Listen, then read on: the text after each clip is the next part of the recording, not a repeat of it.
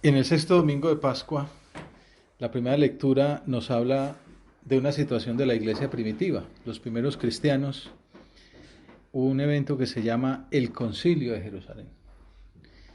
Unos cristianos que procedían de Judea empezaron a exigirle a los que estaban residiendo en Antioquía que debían circuncidarse como los judíos para poder alcanzar la salvación. En el fondo era que tenían que ser judíos para recibir los frutos de la redención. Y esto a Pablo y a Bernabé, que eran los que estaban evangelizando por allí, pues no les gustó nada porque era como si la redención de Cristo no hubiera servido para nada de alguna manera.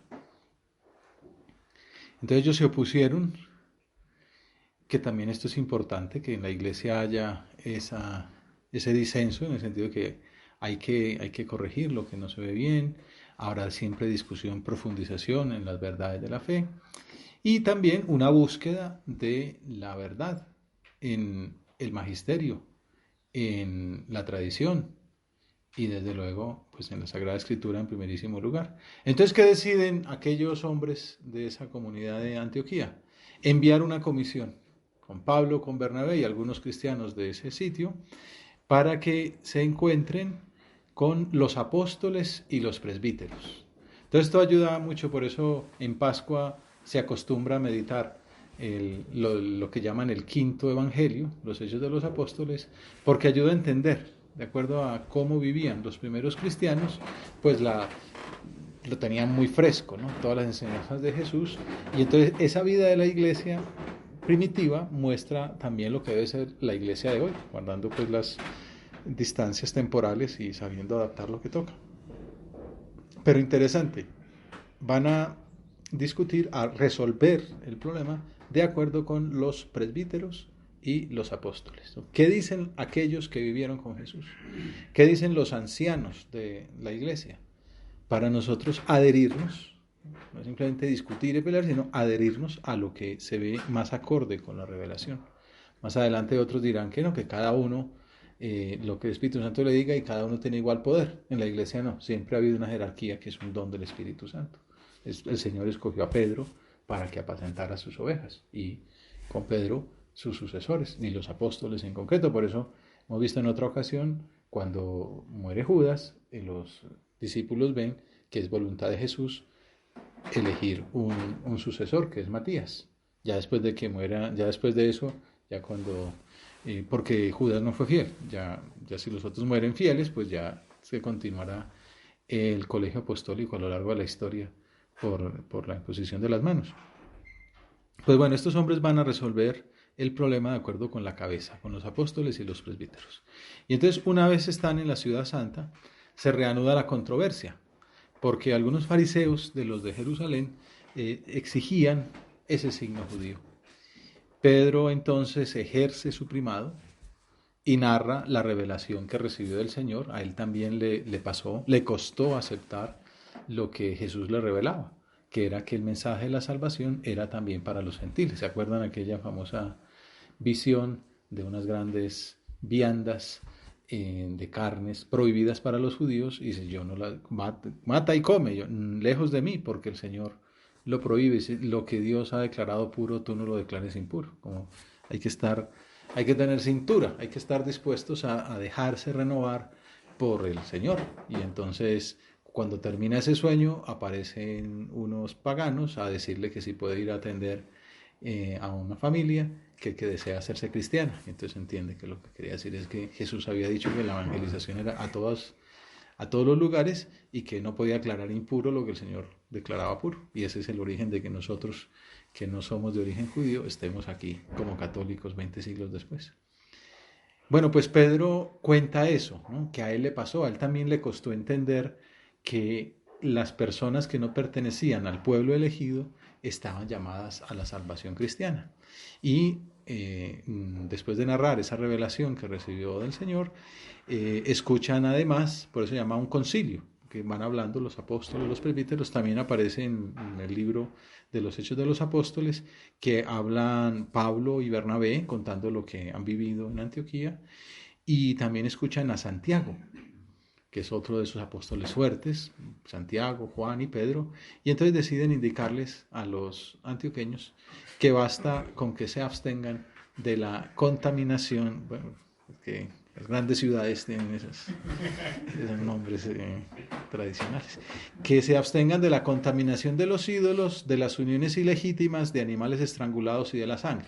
Se entiende que es una manera también de tranquilizar a los judaizantes para decir, no se trata que ahora cualquiera puede ser cristiano, también tienen unas exigencias morales y obviamente lo que tiene que ver con ídolos, pues se cae de su peso y les ponen cosas con el tema de la sangre que para los judíos tenía mucha fuerza, que más adelante se ve que pues no pasa nada, ¿no? Nosotros comemos lo que toque y no pasa nada.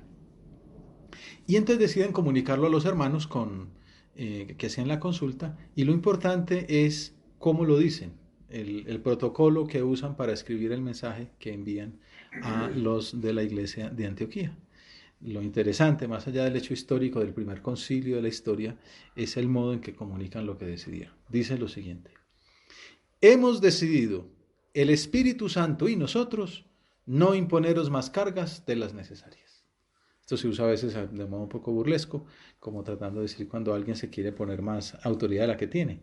Pero estos están dando la autoridad que tienen. Estas palabras que acabo de decir son palabras inspiradas por el Espíritu Santo, precisamente. Estos son textos de San Lucas escritos en los Hechos de los Apóstoles. Los primeros obispos de la iglesia, el Papa y el primer Papa y los primeros obispos escriben: lo que nosotros estamos diciendo es palabra nuestra y del Espíritu Santo. No es como una decisión deliberativa, un consejo directivo, una directriz de la central.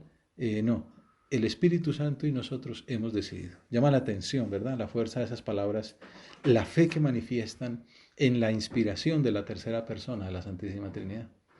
Podemos preguntarnos cuál es el origen de esa profunda creencia que tenían estos hombres, estos primeros jerarcas de la iglesia, en la acción del Paráclito en el cuerpo místico de Cristo. Y la respuesta nos la brinda el Evangelio de la Misa. Ustedes saben, siempre en estas lecturas hay gran relación entre la primera lectura, el Evangelio. Además, en este tiempo pascual, si no mira, la segunda lectura es el Apocalipsis, que habla de la Jerusalén celestial, es decir, esa iglesia que no es solamente una comunidad terrenal, sino que continúa en el cielo. Y el Salmo habla y a todas las naciones, como el mensaje de salvación de la iglesia tiene que llegar hasta el último extremo de la tierra. Bueno, vamos a profundizar ahí. Quedémonos en el Evangelio.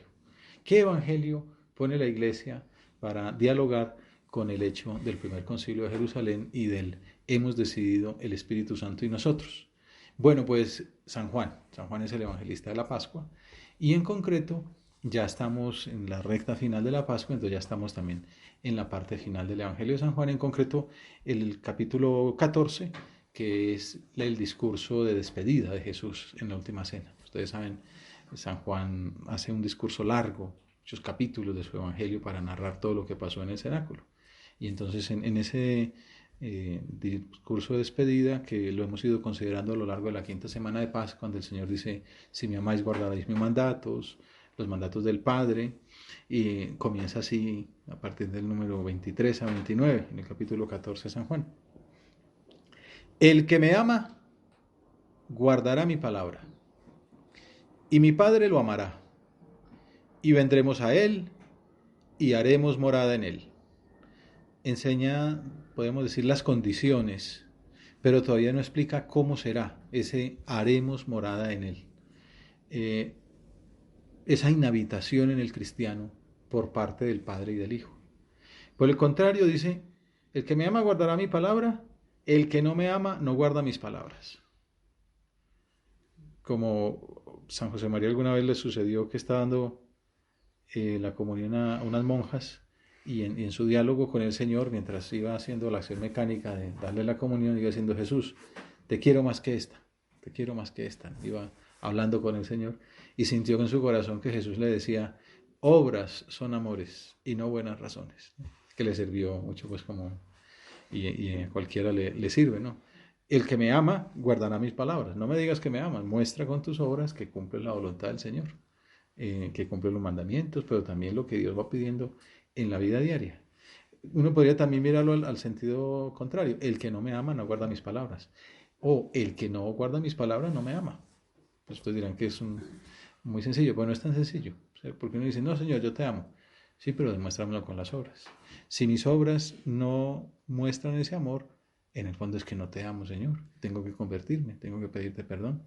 Cuando desobedecemos o pecamos, manifestamos que no amamos a Dios, que no estamos en comunión con Él. Incluso que podemos expulsarlo de nuestro interior por parte pues, a causa del pecado grave. Y entonces a continuación Jesús explica la clave del final de su paso terrenal. El que me ama guardará mi palabra y mi Padre lo amará y vendremos a él, haremos morada en él. El que no me ama no guarda mis palabras. Os he hablado de esto ahora que estoy a vuestro lado. Acuérdense que es un sermón de despedida. A mañana, 24 horas más tarde, Jesús estaba muerto. Entonces les va dando también unas esperanzas, y en concreto esta.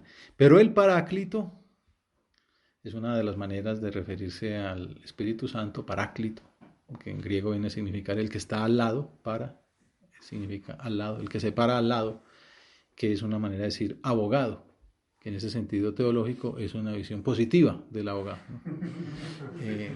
En este caso es bueno tener un abogado al lado, no siempre es bueno tener un abogado al lado.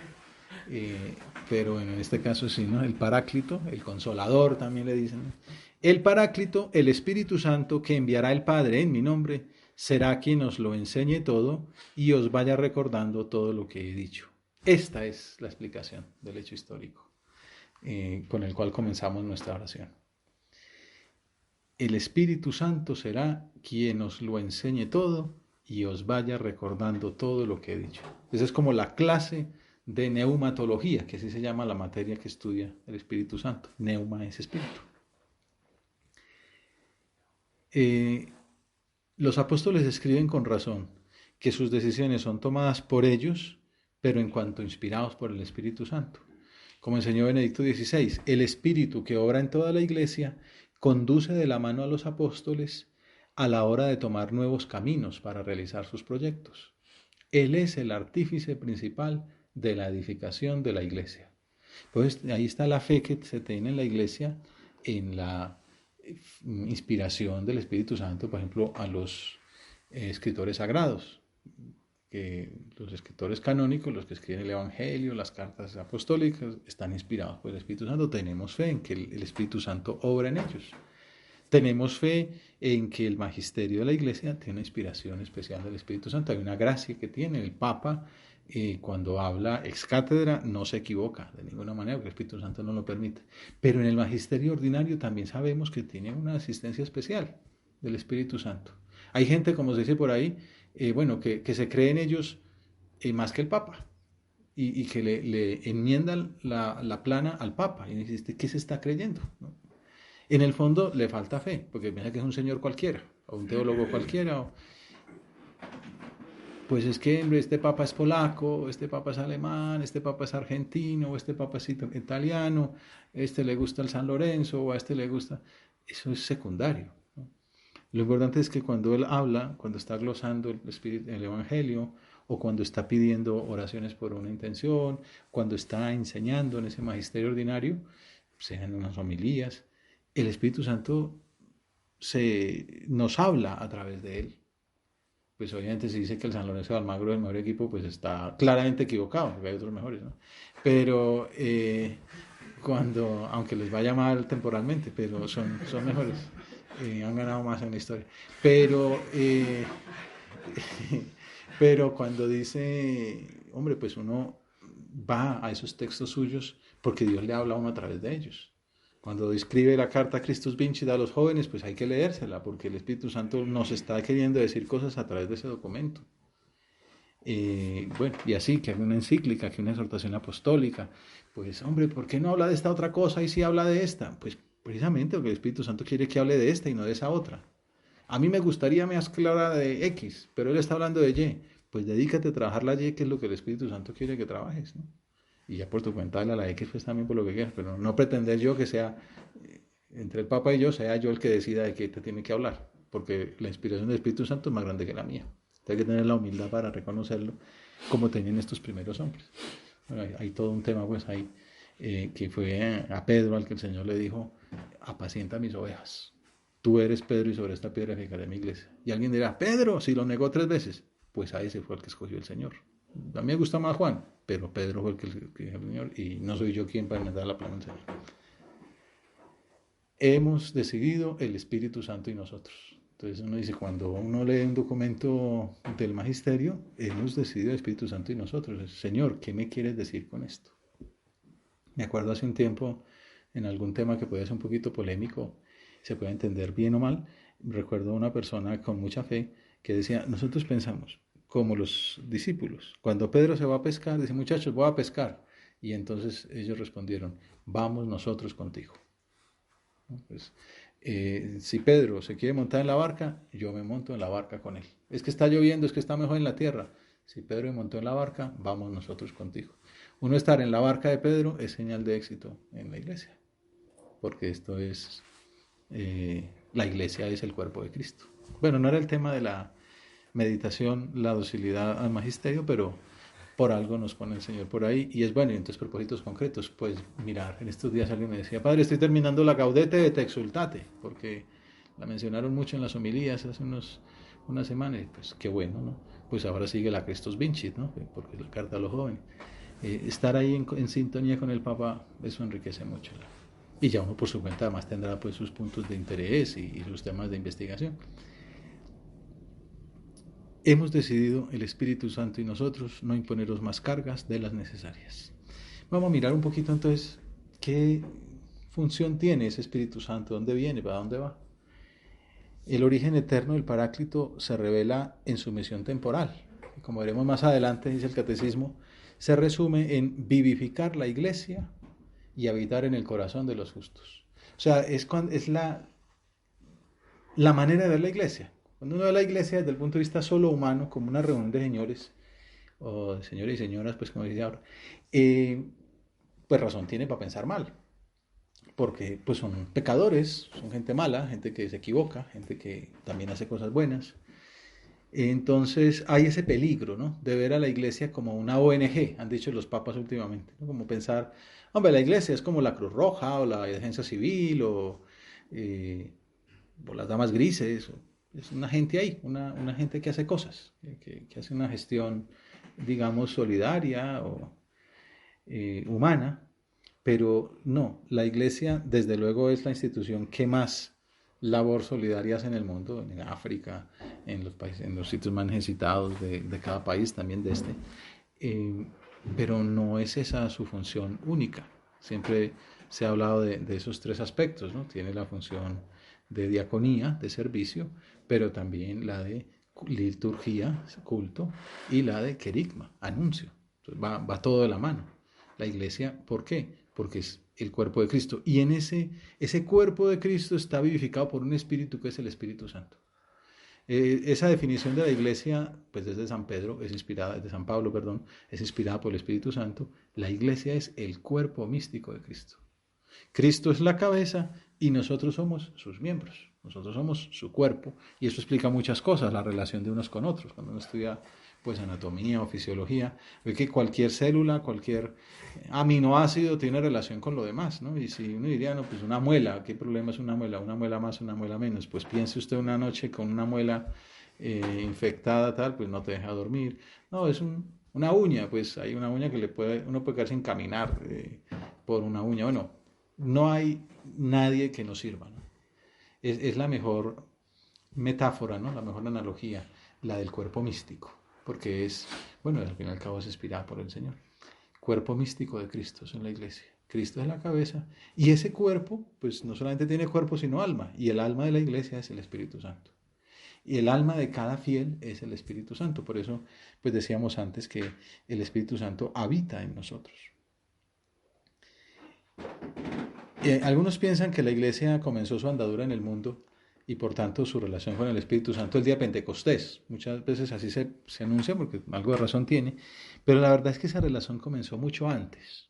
A mí siempre me impresionó, hay un autor, Cándido Pozo, tiene un libro de este tema y habla pues que la iglesia comenzó en la encarnación, porque claro, cuando Cristo se encarna, bueno, no diría, la iglesia comienza en la creación, pues en el misterio de la eternidad de Dios que tiene previsto que haya esta manera de salvarnos. Pero digamos que en la historia empieza cuando Cristo empieza a vivir en el vientre de María, porque ahí ya empezó la cabeza a existir. Creo que es el libro de Eclesiología, el de Pozo. Pues bueno, aquí hablando de neumatología también viene lo mismo, ¿no? La iglesia comenzó su andadura en el mundo y por tanto su relación con el Espíritu Santo, no el día de Pentecostés, sino en el momento de la encarnación, cuando Cristo, la cabeza del cuerpo místico, inició su andadura terrenal. Por eso la Sagrada Escritura presenta a Jesús siempre como fruto del Espíritu Santo. El Espíritu Santo descenderá sobre ti, ¿no? Le dice el ángel a María. Aquel sobre el que descansa el Paráclito, es Jesucristo. Aquel sobre el que veas descender el Paráclito, escucha decir San Juan Bautista. Jesucristo es el ungido por el Espíritu Santo, Jesucristo es el portador del Espíritu Santo, Jesucristo es el que da el Espíritu Santo. En la Sagrada Escritura hay muchas maneras de hablar de esa relación tan especial entre el Paráclito y Jesús. Y todos esos textos son también un punto de referencia para comprender la misión del Paráclito en la Iglesia, que es el cuerpo de Cristo. Esto me inspiró en un teólogo que ya murió, Francisco Lucas Mateo Seco. De hecho, la palabra Mesías significa ungido y es Christos. Esos son sinónimos en distintos idiomas. Entonces, Cristo, ungido y Mesías significa lo mismo. El Mesías anunciado. ¿Qué es el Mesías? Es aquel hombre que va a recibir la unción. Y eso dicho en griego es Christos. Entonces, ¿qué es lo peculiar del Mesías? Que es la persona que ha recibido la unción del Espíritu Santo. En el Antiguo Testamento se habla de otros Mesías, de otros ungidos, por ejemplo el rey David, los reyes, los profetas, los sacerdotes son ungidos. Ungidos como nosotros somos ungidos, por eso nosotros somos ungidos en el bautismo, en la confirmación, en la unción de enfermos o en el orden sacerdotal, se nos unge para recordar esas unciones del Espíritu Santo. Pero el ungido por antonomasia es el Mesías, el Cristo, Jesús. Pero entonces quiere decir, la clave de la misión de Jesús es su relación íntima con el Espíritu Santo. Por eso la vida pública comienza con esa venida del Espíritu Santo sobre él, que solo ve pues Juan Bautista, ellos escuchan una voz, la voz del Padre, la venida del Espíritu Santo en forma de paloma y Jesucristo. Hay una manifestación de la Trinidad, la unción del Espíritu Santo. Las promesas del Antiguo Testamento se refieren al Mesías por esa relación tan especial que tienen con él, que es el que lo mesianiza, dijéramos, ¿no? Por inventarnos un verbo, el que lo unge. Jesucristo es al mismo tiempo el que es poseído por el Espíritu Santo y quien lo dona a sus discípulos para la misión. En conclusión, la iglesia nace de que Cristo quiere fundarla, escoge los 12 apóstoles, que son como las 12 columnas, la continuación del pueblo de Israel. Así como el pueblo antiguo tenía 12 tribus, el pueblo nuevo tendrá 12 apóstoles, que son las columnas del nuevo pueblo de Israel, de la iglesia, de la familia de Dios en el mundo. Pero no solamente de la voluntad fundadora de Cristo, sino también nace de la misión del Espíritu Santo en Pentecostés. O sea, así como el Espíritu Santo le da una misión a Jesús, nos da una misión a nosotros. La misión del Espíritu Santo no es solo ese acontecimiento fundante del Pentecostés en el cenáculo de Jerusalén, sino un don permanente para la vida de la iglesia. Por eso la iglesia es la comunidad de los templos del Espíritu Santo. Si uno mira la iglesia así de esa manera como una radiografía, en Pentecostés se le ve a cada uno la llama del Espíritu Santo, la llama del fuego encima de sus cabezas. Así se debería ver, ¿no? Nos deberíamos ver nosotros, ¿no? Como llenos del Espíritu Santo, templos del Espíritu Santo. Por eso cuando se habla de la pureza, se dice, no podemos perder el don de ser templos del Espíritu Santo, expulsar al Espíritu Santo de nuestra vida, ¿no? Por eso San Pablo dice, ¿no sabéis que sois templos del Espíritu Santo? ¿Cómo vais a entregar vuestros cuerpos a una prostituta? Pero sí, ¿cómo vais a expulsar el Espíritu Santo de vuestra vida? Es una luz que nos puede ayudar para nuestra lucha. Y es lo que Jesús promete con las palabras de la última cena. El Espíritu Santo os lo enseñará y os lo recordará todo. Que ya para como concretar más esas palabras de Jesús, la función del Espíritu Santo, maestro, viviente y memoria. Esa es la promesa que nos ayuda a prepararnos para celebrar dentro de poco tiempo la fiesta de Pentecostés. El Espíritu Santo es maestro y memoria. ¿Qué enseña? ¿Qué recuerda? Todo. dice Jesús, todo lo que os he enseñado. Y entonces el Papa Francisco le da vueltas a esto en una de sus homilías hace un par de años. Decía, maestro interior y memoria viva de Cristo. Ya con esas dos ideas podemos quedarnos para darle vueltas esta semana, para tratarlo, para hablar con Él. El Espíritu Santo habita dentro de mí. Un director espiritual de San José María decía, no le hable, óigale. Y uno también puede decir, no solo óigale, también háblele, ¿no? Pero, o sea, San José María es el gran desconocido. El Papa también lo dice recientemente, ¿no? Es el gran olvidado, porque uno habla del Padre Nuestro, Jesucristo, en el Evangelio, en la Escritura, en el Sagrario, en el Crucifijo. El Espíritu Santo, como es difícil aferrarlo, de pronto uno descuida el trato con Él. Pues tratémoslo más, como maestro y como memoria. Recuérdame la vida de Cristo, recuérdame la acción de Cristo en mi vida, enséñame todo lo que enseñó Jesucristo. El compendio del Catecismo de la Iglesia amplía esta enseñanza al preguntarse en el número 145, ¿qué hace el Espíritu Santo en la Iglesia? Y entonces da una respuesta que es una explicación en el fondo de las enseñanzas del Vaticano II. Y dice, el Espíritu Santo edifica, anima y santifica a la Iglesia.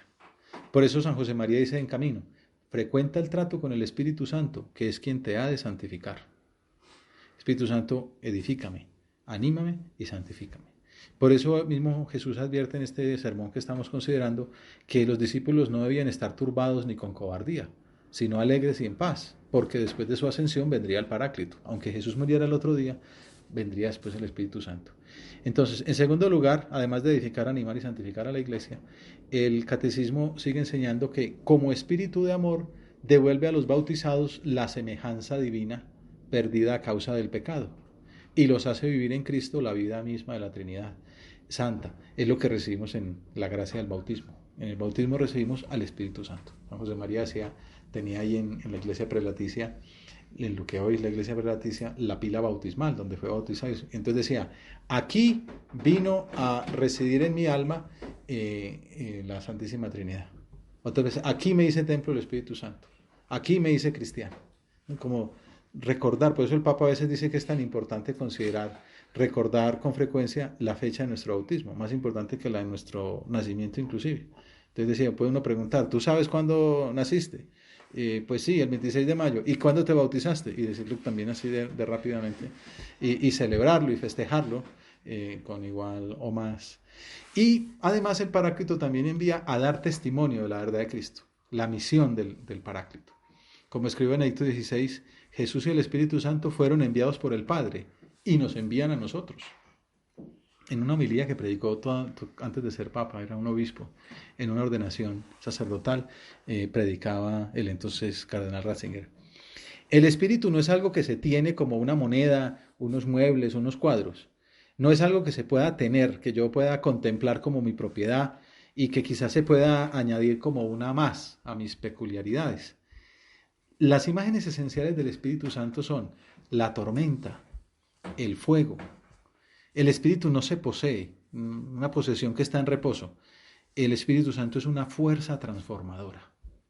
Por eso lo del fuego, ¿no? Que quema, que transforma. Él nos saca de nuestros hábitos de vida, de nuestro estado de autosatisfacción, nos quema, nos abraza, nos purifica y nos renueva. Ya empezamos a preparar la Pentecostés y poco a poco iremos considerando aquí otras acciones, pero que será, lo voy anunciando, pues meditar sobre los dones, los frutos del Espíritu Santo, la relación con las virtudes, el modo como nos santifica. Aquí los esperamos para seguir meditando esos temas. Pero de momento pensar en esto, ¿no? El fuego que purifica, ¿no? El fuego que quema, que abraza, que renueva, que es una cosa bonita, renueva. Por último, el Espíritu Santo también actúa en los fieles de la Iglesia, organizándolos en sus respectivas funciones, para que todos den el fruto del Espíritu Santo. Hay un obispo, ya murió, un obispo ecuatoriano, que contaba que le había impresionado la fe del pueblo fiel en la acción del Espíritu Santo. Y entonces cuenta que se le presentó una pareja con un niño de 2 años, rozagante, gordito, gracioso, lleno de salud, y entonces que los papás le pedían que lo confirmara.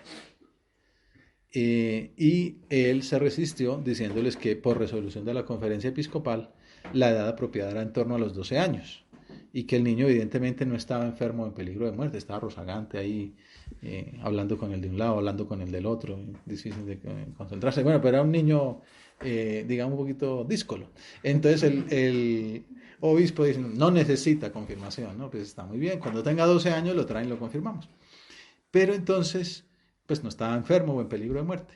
A mis razones, replicó el padre, sí, padrecito, pero somos pobres y este niño tiene que ir a la escuela laica y queremos que tenga alguien que lo defienda. Y entonces dice el obispo, estas palabras de conmovedora fe me derrotaron por completo. Pues unos campesinos con fe en que el Espíritu Santo le ayudaría a mantener la fe en medio de esa educación laizante o secularista. Bueno, pues se nos acabó el tiempo. Una manera un atajo muy clara, muy diáfana de llegar al Espíritu Santo es a través de María, la esposa del Espíritu Santo, ¿no? Es la mejor modelo de trato con el Espíritu Santo, de diálogo con esa memoria y con esa presencia viva de Dios en el alma. Pues pidámosle a ella que nos ayude a tener ese trato que ella tuvo con él, esa intimidad, esa docilidad. En una carta sobre esta devoción escribía el anterior prelado de la obra, don Javier Echavarría, roguemos al santificador que ponga en nuestras palabras y en nuestras acciones ese fuego suyo, capaz de cambiar a las almas, la misión. Deseemos seriamente que nos encienda con su llama para actuar el apostolado por doquier. Recemos con la fe de San José María, Ureiñe Sancte Spiritus, quema Señor con el fuego del Espíritu Santo.